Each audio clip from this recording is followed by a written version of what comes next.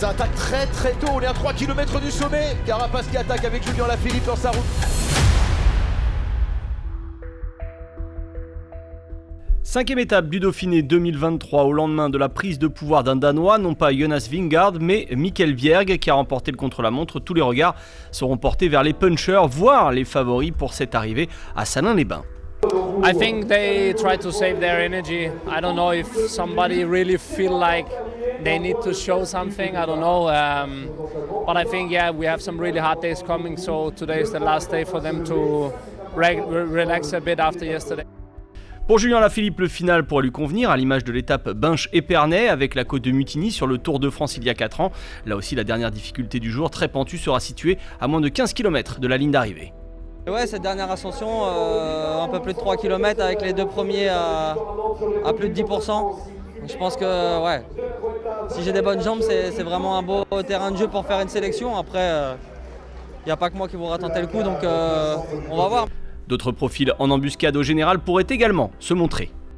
I'm climbing well. We'll have to see what the GC guys want to do. I don't know if I'm going to be there. It's not that long a climb. I think I can get over it in the front, but we'll see. It's going to be an interesting day, but looking forward to, with the loan of this white jersey, it's going to be a nice day. 191 km aujourd'hui entre Cormoranche-sur-Saône et Salins-les-Bains. L'Ain, la Saône-et-Loire, le Jura seront visités sur ce parcours plat dans un premier temps, avant un final vallonné lors d'une boucle autour de la ville d'arrivée et surtout un enchaînement dans les 40 derniers kilomètres tout en prise. La côte d'Ivory et surtout la côte de Thésy, 3,6 km à 8,8% de pente moyenne. Le sommet sera placé à environ 15 km de l'arrivée. Les coureurs qui passeront au sommet avec une poignée de secondes d'avance pourraient bien filer vers la victoire d'étape.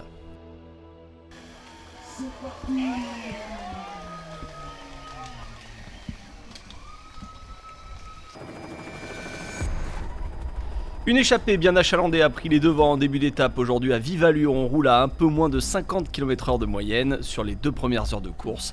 Une échappée qui comporte Nils Politt, Jonas Vingegaard, Edvald Boasson-Hagen et Leon Henschke de la DSM, mais aussi 2 générations de baroudeurs. D'un côté Thomas de Gendt, le belge 36 ans de la Lotto Destiny, et l'allemand d'Intermarché Circus Wanty, Georg Zimmermann.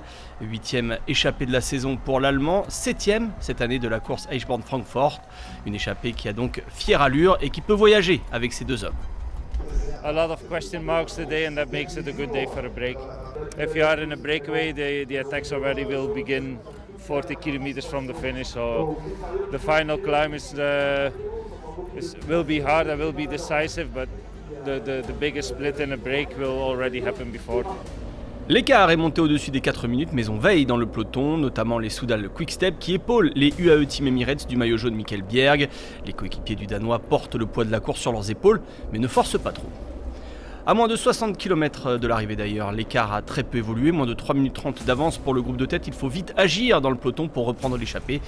L'effort d'ailleurs du peloton est visible et en une dizaine de kilomètres, l'écart chute encore, 2 minutes 20 d'avance pour les 6 hommes de tête. On entre alors sur les routes du Jura et la côte d'Ivory approche. L'équipe IF vient également apporter son soutien aux équipes de poursuite. Au sommet, Vingegaard passe devant Zimmermann. Le peloton se rapproche à environ 1 minute. L'équipe Jumbo-Visma vient également prendre position à l'avant du peloton. La tension est palpable et le sort des échappés tient désormais qu'à un fil.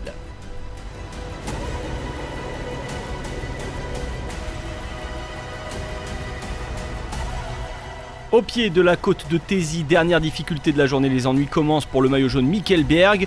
Le coureur UAE perd pied et chute. Le maillot jaune va changer d'épaule. Et alors que le peloton des favoris se détache et revient petit à petit sur les échappés qui décrochent 1 à 1, moment choisi par IF pour préparer une première attaque.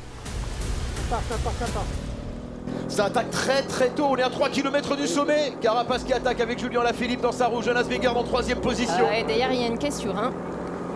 Derrière il y a une petite cassure. Oui, il a l'air bien Julien, il est bien Julien Lafilippe. Oh ça casse, tout le monde est à bloc derrière. Ticone essaye de faire la jonction. On arrive. Ouais, et regardez Julien Lafilippe qui relaie Richard Carapaz. Les 2 derniers rescapés de l'échappée qui vont être pris dans quelques instants. Il est plus fort Carapaz. Julien ne peut pas y aller pour l'instant. Il a mis du braquet, il se rassied. Vingegaard qui essaye de y aller aussi. Ouais, les jambes sont lourdes pour Julien Lafilippe. Carapaz est costaud, on le sentait ces jours-ci. Et le coup de pédale était aérien. Vingegaard et Julien Alaphilippe sont dans les roues de Carapaz, le champion d'Équateur, mais rapidement le Français est trop court pour suivre sur les forts pourcentages. Et à 1,5 km du sommet, c'est Carapaz qui ne peut plus suivre le rythme, il perd rapidement du terrain et se retrouve dans le groupe des poursuivants. Jonas Vingegaard va basculer avec 34 secondes d'avance au sommet, il file vers la victoire, derrière on va jouer battu sur les 15 km restants. Malgré une timide accélération de l'ancien vainqueur du Tour de France Egan Bernal, le Colombien va rapidement rentrer dans le rang, rien ne va se passer. Jonas Vingegaard, lui, ne perd pas trop de temps sur cette dernière portion roulante et arrive sous la flamme rouge avec une trentaine de secondes d'avance encore. Le vainqueur sortant du Tour de France va faire coup double sur cette 5e étape. Jonas Vingegaard qui va franchir la ligne dans quelques instants en vainqueur, ici à Salins-les-Bains, au cœur du département du Jura. Le vainqueur du Tour, auteur d'un numéro magnifique aujourd'hui avec cette attaque dans la côte de Thésy. Victoire de Jonas Vingegaard. Julien Alaphilippe qui va prendre la deuxième place de l'étape ici à Salins-les-Bains, peut-être à moins que Johansson. Non, c'est Alaphilippe qui termine deuxième.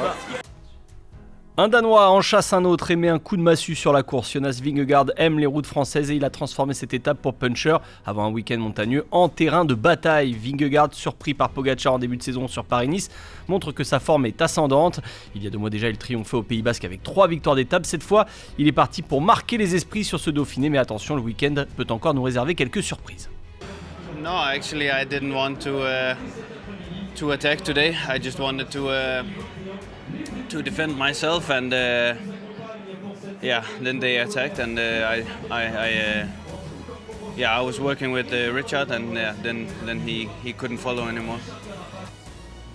Vingegaard s'impose en solitaire à Salins-les-Bains avec 31 secondes d'avance sur le groupe des poursuivants, réglé par Julien Alaphilippe qui se console avec quelques bonifications. Sur le podium, on retrouve également le Norvégien Johannessen pour une OX.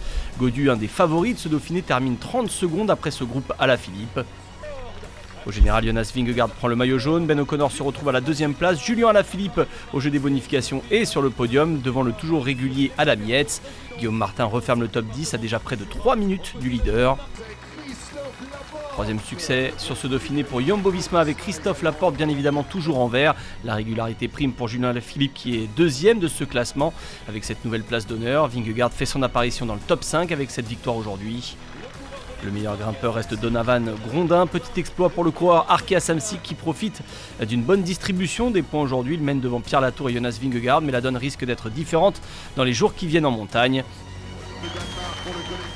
Enfin, chez les jeunes, les choses commencent à bouger. Aujourd'hui, Johannessen, Champoussin, Lenny Martinez ou encore Max Poul étaient dans le groupe des favoris à l'arrivée. Hülkenberg conserve tout de même son maillot blanc, mais là aussi, tout devrait évoluer dans les jours qui viennent. Demain, on prend de la hauteur direction les Alpes avec l'étape Nantua-Crévolan. Le peloton arrivera au pied des saisies, mais surtout escaladera le col des Aravis, premier grand col de cette édition. Un final explosif en perspective en Savoie avec des seconds couteaux qui vont tout faire pour déstabiliser le nouveau leader, Jonas Vingegaard.